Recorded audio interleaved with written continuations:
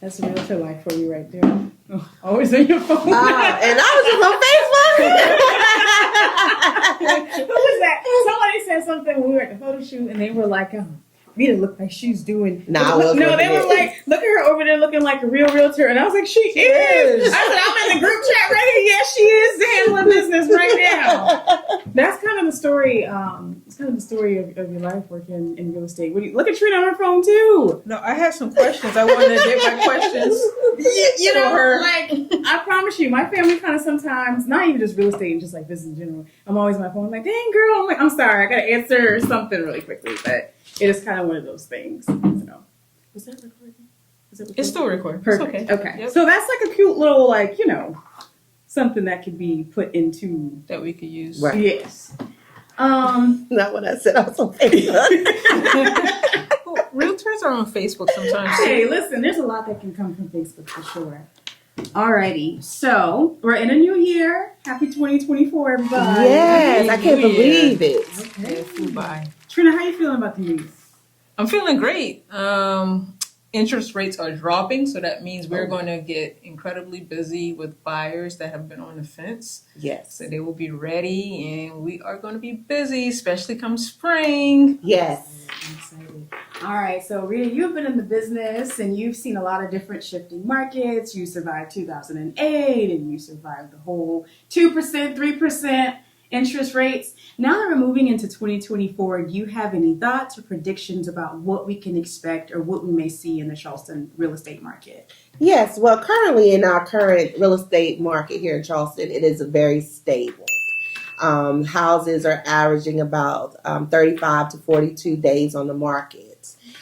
We still have inventory, but not like it was prior to COVID. So that is going to be our concern for the year. If the rates continue to go down, then the supply and demand becomes an issue. So with that, if there's not a lot of homes on the market, we will start to see more multiple offer situations. So buyers, if y'all are interested, this is the time because you can always marry the house and date the rate. And what we mean by that is find the home that you like right now. And when those rates continue to go low, we have banks that are able to refinance you to get you that lower rate, but you're already in your home versus waiting until the rates go low. And then you're out here back into the multiple offer situations, can't find the homes, or paying over what the asking price is. Okay.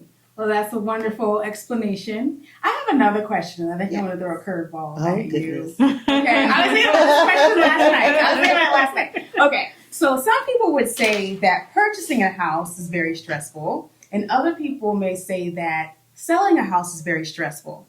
Well, if you combine the two, some people might seem that that's super stressful. But one thing I've seen, and what I feel like is your superpower, is your ability to navigate people through the process of selling their home as well as buying their home. Mm-hmm. What type of advice would you give to someone who is currently thinking about upgrading their home but currently need to sell their home? Well, I always say that's a stepping stone. Your very first home should be a place where you're just going to grow for a little while and then eventually move up. And so, of course, you're going to be having to sell your home and then purchase another one. And there's ways you can go about doing that. And first of all, is proper planning. So when we're talking about proper planning, it is making sure your home has the upgrades if you want the top dollar. So yes, we will go through and talk about that. And if it is us providing the team to help with those upgrades, to help you with the top dollar, we have that as well. We like to call ourselves a one-stop shop when it comes to staging and renovating. So we have that. And then it is our team helping you find your next home in the process of you getting your other home ready for the market. But that is only when you have that mindset and knowing to follow our lead and know that we are doing it plan A, B, C, and D. So with that, it does come with stress, but if you follow the plan, it will work. There are multiple ways that you can purchase a home when you still have your home. One is we can do a contingency to sell your house, which means while you have your home on the market, you can be looking for another house. And then when that house goes under contract, we'll just let those buyers know until you find your house, you can. Or we can put an offer in on the house and say you need to sell your house in the process. So we will go through all of the scenarios to see what is the best fit for you. Awesome. So tailored solution. Yes, a Snap. very tailored solution. And not one solution fits everyone. So that is why you have to have multiple options and be very open-minded when it comes to this day and age for real estate. It's great to have a team. Yes. It is. It is. And the reason why I thought about that question, and it's crazy that they contacted you this morning, but back last year, there was a couple who needed to sell and also needed to buy. And, I was kind of newer with you during that time and really seeing all of the moving pieces and how you kind of just navigated that and made that experience seamless. I think that that's something that needs to be highlighted for sure, because that's a great next question. And I don't mean to keep bombarding you with them, right? But so a lot of people, buyers in particular, think that they can save a penny or two by not hiring a real estate agent. So navigating that, do you need a real estate agent? Yes, you do need a real estate agent, and I'm not saying that because we're realtors. But if you go into court, you want an attorney, you're not going to go in there and represent your own self. And sometimes if you do, you will find that you're not probably going to win. If you're walking into a new construction, you want representation. That agent on the new construction site is representing that builder. So you want someone to represent you individually. Same thing, if you're calling up a sign in the yard for a house for sale, that agent is representing that seller. You want someone to represent you. So always know that. You don't want to go in and tell them everything, because at that moment, their obligation and their commitment is to that builder or to that seller. And you want someone to be representing you. Okay. And then another thing, always let your realtor know if you are going to be touring new construction, Good. if you're going to be going to an open house. Definitely, we want to make sure that we're making that connection with that builder or with that other agent prior to you going. A lot of times with new construction, if we aren't there on site with you during your first visit, then sometimes we get X out of the equation, and then our ability to assist and to be able to help you kind of gets reduced. So definitely, we're your allies. Call us up, let us know what's going on, and we're always going to point you in the right direction. Great. And we'll have your best interests at heart. I think that was good. Yes. Honestly, I think that's better than the I have a question for you, Trina. Okay. I was thinking last night, I was like, what kind of questions do I ask them? What? I didn't think about any questions for you. No.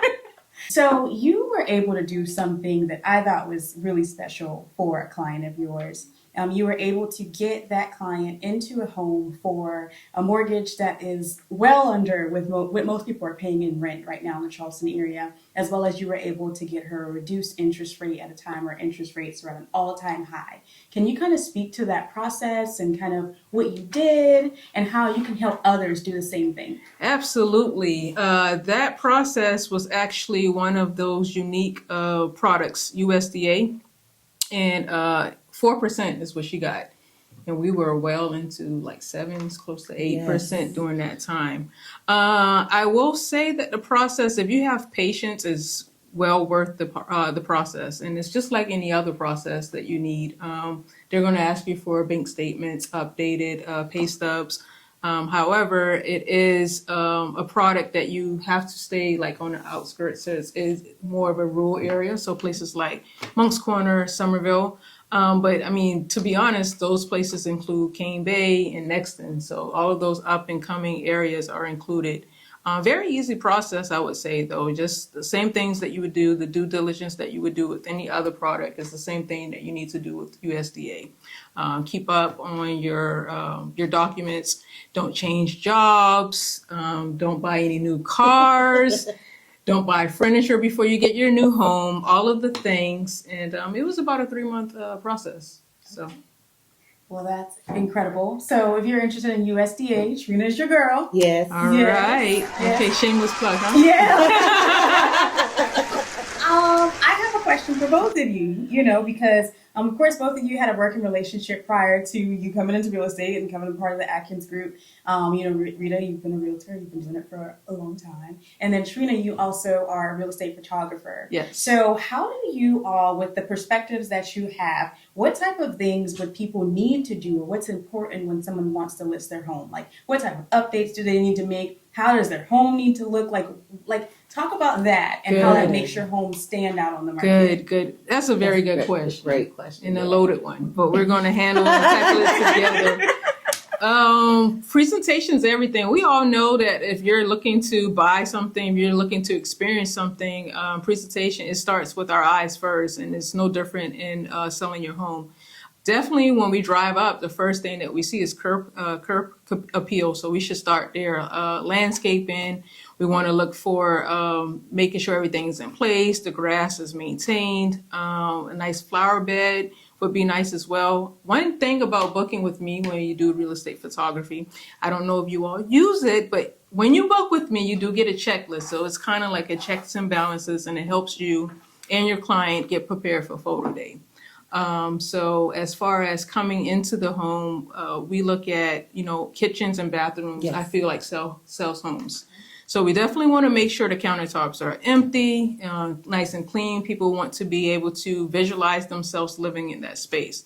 So that means they should walk in and feel like they're at home, essentially. Same things with the bathrooms. We don't need all of the colognes or perfumes up there. Just make it nice and clean so they can envision themselves there. And one other thing that I do recommend is taking down the personal pictures and anything that's personalized to your family, because it's nothing like walking in and I want to call it home, but it doesn't feel like home, if that makes sense. So we want to sell an experience, and the photos start that experience, I believe. And I want to add to that. I come in as the agent, and I'll say buyers are so used to watching HGTV, and they're all in these model homes. So have your home show as a model home too. So that is decluttering. If it is sprucing it up, giving it a look more of a modern feel. Adding some extra pictures and taking down the personal pictures, adding some different type of covering for your beds. Staging helps tremendously too when it comes to pictures. So when we come in, our team, we're definitely make sure that you are hitting every single one of those moments. If it is the curb appeal, if it is the proper staging, helping Katrina make sure we have the proper lighting, and all the way to highlighting the best features in your home. Okay. Great. So, Lauren. Oh, what about me? So how important, I know that you do a lot of marketing. Okay. You do a lot of marketing with Tater C and Soul, Yes. and you're great at it. So what is the importance of making sure you hire the right real estate team, the right real estate agent to market the home? How important is that?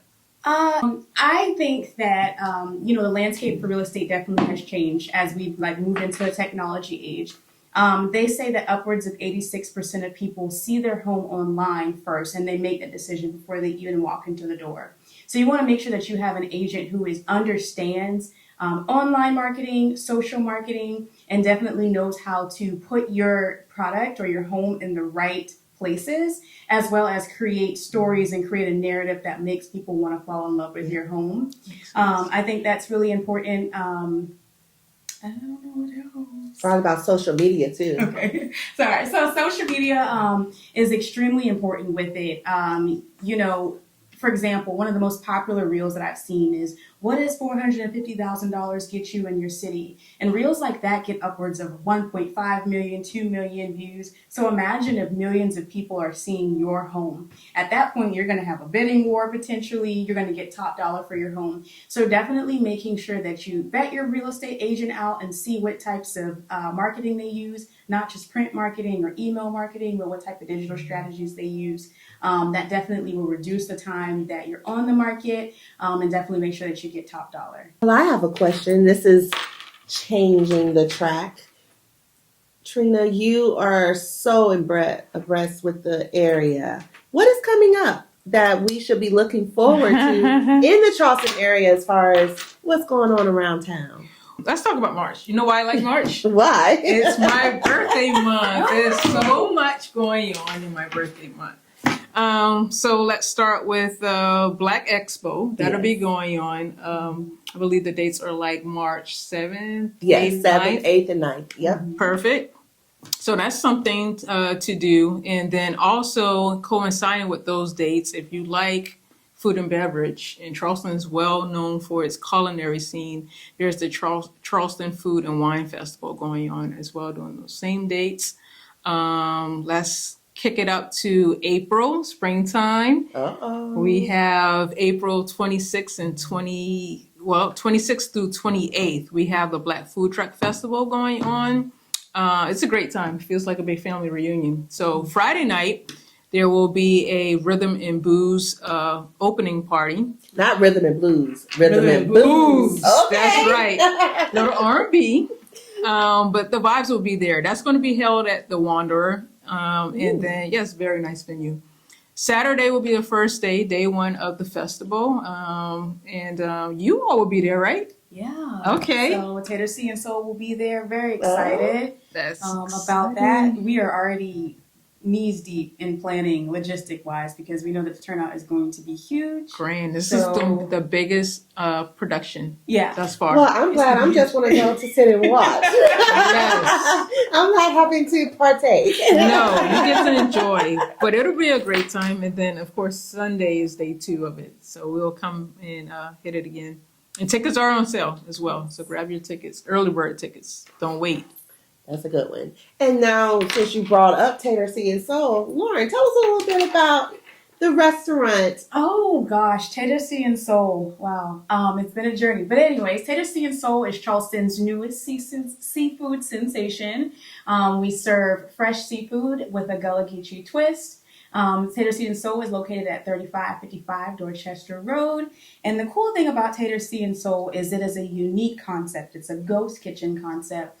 So essentially what we do is we have our kitchen, we have our staff, we prepare all of our dishes and entrees, and then you go online, you place your order, and then you come on up. We've really given y'all the idea of what we're going to be discussing. If it is going to be about real estate or what's going on in the community, and most of all, what are the best restaurants to be eating at. This is what we're here for. And we're going to be having multiple people on if it is talking about financial advice, investing, all the way down to probably wills and planning for your estate. So please give us ideas and we will have people on as guests to be able to help serve y'all and educate us too along the way. All right. Vibing and thriving, y'all. Bye guys. Until next time.